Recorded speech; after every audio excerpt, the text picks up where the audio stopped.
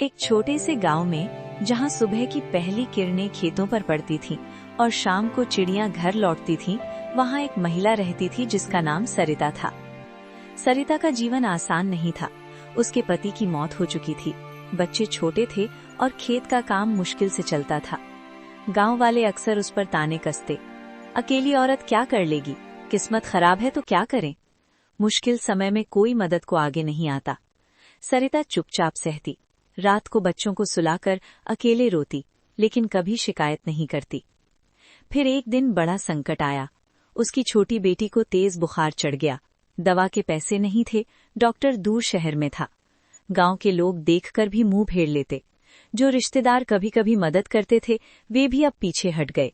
हम क्या करें, हमारी भी अपनी मुसीबतें हैं, कहकर वे चले गए। सरिता बेटी के पास बैठी, उसका छोटा सा हाथ थामे, आंसुओं से भीगा चेहरा लिए बड़बड़ाती रही। घर में सन्नाटा था, सिर्फ बेटी की सांसों की हल्की आवाज और सरिता के सिसकने की ध्वनि। उस रात जब सब कुछ खत्म सा लग रहा था, सरिता ने आंखें बंद की। उसके मन में बचपन की एक पुरानी बात याद आई। माँ उसे बताती थीं कि यीशु नाम का एक प्रभु है जो कभी किसी को नहीं छोड़ता।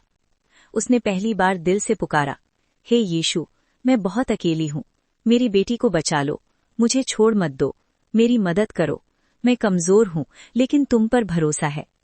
प्रार्थना करते करते उसकी आंखों से आंसू बहते रहे। तभी एक अजीब सी शांति उसके दिल में उतरी, जैसे कोई अदृश्य हाथ ने उसके कंधे पर रख दिया हो। उसने आंखें खोलीं तो कमरे में हल्की सी रोशनी थी, न मोमबत्ती की न चांद की, बल्कि एक कोमल गर्माहट भरी चमक। और वहां उसके सामने यीशु खड़े थे।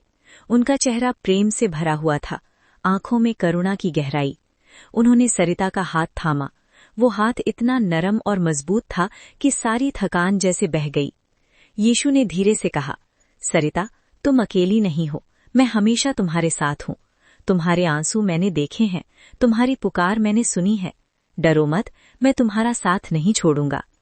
उसी पल बेटी की सांसें सामान्य हो गईं, बुखार उतर गया। सरिता रो पड़ी, लेकिन इस बार खुशी के आंसू थे।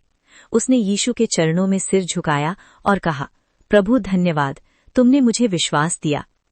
अगले दिन गांव वाले हैरान रह गए। बेटी पूरी तरह स्वस्थ थी। सरिता अब पहले जैसी कमजोर नहीं दिखती थी। उसके चेहरे पर एक अजीब सी शांति थी, आंखों में चमक। लोग पूछने लगे, ये कैसे हो गया, तुम तो कल तक टूट चुकी थीं। सरिता मुस्कुराई और बोली, जब सबने मुझे छोड़ दिया तब यीशु ने मुझे थामा। उन्होंने कहा, तुम अकेली नहीं हो। और सच में, जब भगवान साथ हो तो कोई अकेला नहीं रहता। धीरे धीरे उसकी जिंदगी संवरने लगी, मदद अपने आप आने लगी। गांव वाले अब उसका सम्मान करते, लेकिन सरिता का सबसे बड़ा खजाना था उसका अटूट विश्वास। वो हर शाम बच्चों को सुलाकर प्रार्थना करती, हे यीशु, धन्यवाद कि तुम कभी नहीं छोड़ते।